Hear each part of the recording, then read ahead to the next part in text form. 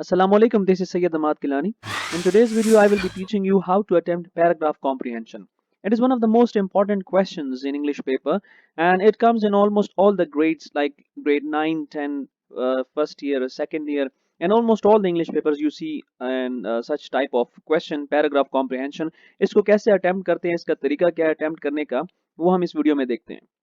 Important steps सबसे पहले देखते हैं कि जब आपके पास ये क्वेश्चन पेपर में एक पैराग्राफ दिया गया और उसके ऊपर लिखा हो read the following paragraph and answer the questions given in the end, तो सबसे पहले आपको वो पैराग्राफ दोबारा से लिखने की जरूरत नहीं है। इसमें आपने टाइम जाया नहीं करना क्योंकि वहां पे लिखा हुआ है कि सिर्फ इसको रीड करें, तो आपने दोबारा उसको लिखना नहीं है। इवन डॉटेड फॉर्म में भी लिखने की जरूरत नहीं होती, आपने सिर्फ रीड करना होता है और नीचे उसके क्वेश्चन जो है उनको गौर से देखना होता है। तो सबसे पहले आपने read the entire paragraph carefully and thoroughly. जो आपको पैराग्राफ दिया गया है उसको बहुत केयरफुली बहुत थॉरली आपने रीड करना है। एक बार रीड कर लें, उसके बाद read again in case of any confusion. अगर आपको कोई कंफ्यूजन होती है, कोई बात समझ नहीं आती, उसको दोबारा से रीड करें। और ये पॉसिबल बहुत कम होता है कि आपको एक ही रीड में सारा पैराग्राफ समझ आ जाए, इसलिए उसको 2 से 3 दफा पढ़ना जरूरी है।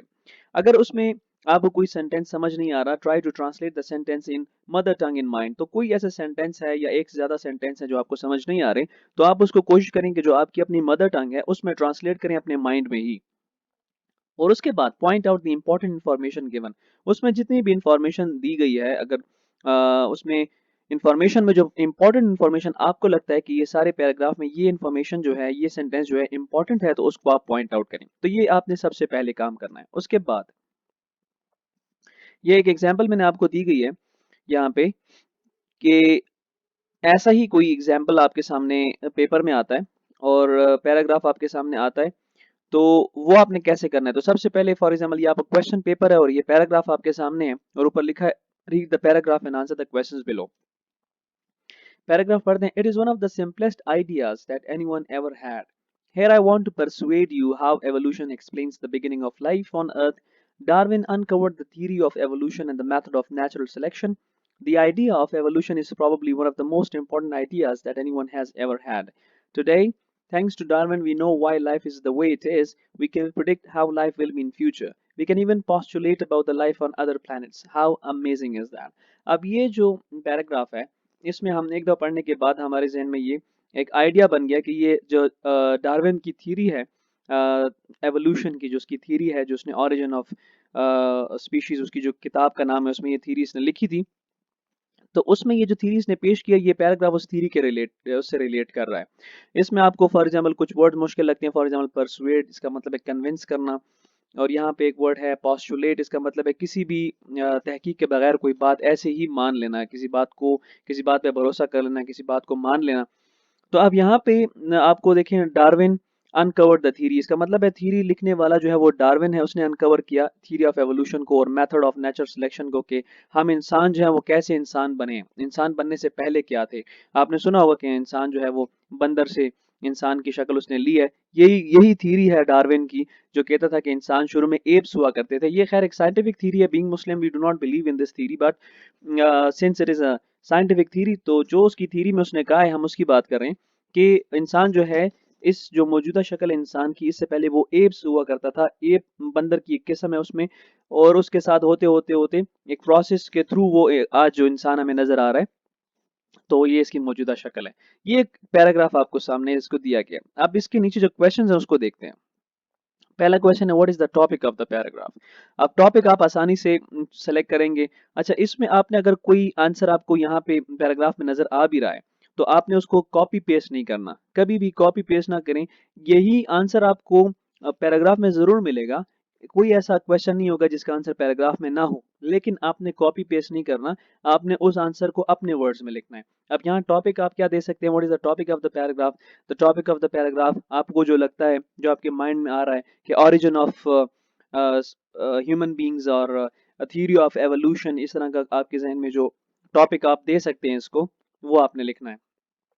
दूसरा, हु प्रोपाउंडेड द थ्योरी, मतलब थ्योरी पेश करने वाला कौन है। तो हमने यहाँ पे पढ़ा कि डार्विन, तो यहाँ पे आपने लिखना है डार्विन, चार्ल्स डार्विन इसका पूरा नाम है। अगर पूरा नाम आपको नहीं भी आता, जो नाम आपको यहाँ पैराग्राफ में दिया गया है वो भी लिख सकते हैं कि डार्विन प्रोपाउंडेड द थ्योरी या Darwin uncovered the theory of evolution.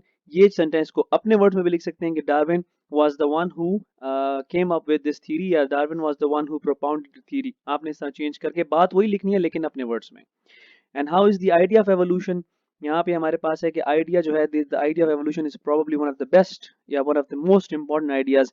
तो आप इसको कह सकते हैं कि it is one of the most important ideas को अपने वर्ड्स में ही चेंज करके मैसेज यही रहेगा लेकिन अपने वर्ड्स में इसको आपने सेम मैसेज अपने वर्ड्स में लिखना है।